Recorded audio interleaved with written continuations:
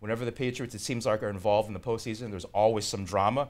Now we have Deflategate on the heels of, not really on the heels of, but as part of their history, Spygate. So my question for you, Dan, to start off is that, do these instances or shenanigans diminish what the Patriots have accomplished?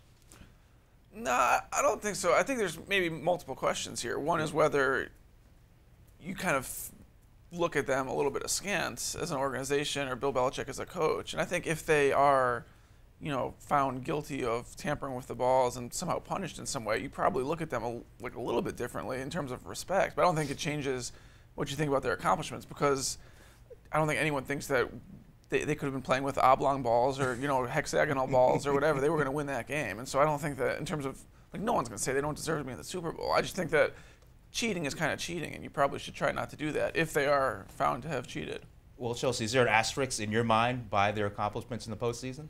I mean, I think if they've been cheating to this extent, people are very aware that they have this kind of reputation, that this is something that's happening. Right. The NFL has to be looking for that, and sure, these incidents popped up, a couple just this postseason alone, but at the same time, they're doing that with what you would imagine would be increased scrutiny. I mean, no one's turning, a blind eye to this. So I would think that, what they've done, yeah, maybe you say, hey, they're, taking an outside route, but they're still doing it with the NFL, very aware that people think this way about them. Well, the Patriots certainly are always a team that commands attention. It is a great story, Tom Brady 10 years after, with Bill Belichick going back to the Super Bowl. But there's still this cloud over them, is there not, based on their history and their most recent, what's happened most recently?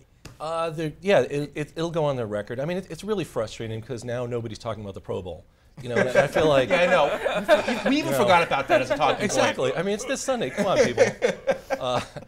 I think regardless of how this works out with the balls, and I don't think anything that much will really come of it, but it goes on the record. It'll be mentioned when people talk about Belichick and they talk about the Patriots. They'll of course talk about Spygate, and they'll talk. What happened last week at the Ravens, I think, does seem a little sketchy. Like it's within the letter of the law, but the way they went about it does seem possibly unethical. So. Wait, what? Well, the way they ran up to the line. I mean, they had the ref announce a very unusual, ineligible, player in Vereen, and then they just kind of ran up the line and ran the play. Well, that's why would you want to do it, right?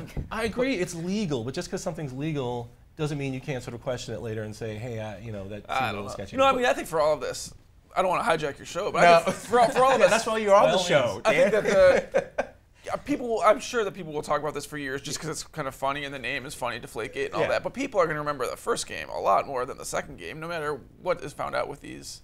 But yeah, we talked about this a little off camera. The Patriots won the game 45-7. Does a deflated ball have anything to do with the outcome? Yeah, I think that if they are found to have cheated in some way, like you're not allowed to cheat. It doesn't matter what the score is. It doesn't mean they would have won. It doesn't mean they would have scored any fewer points or that the Colts would have scored any more points.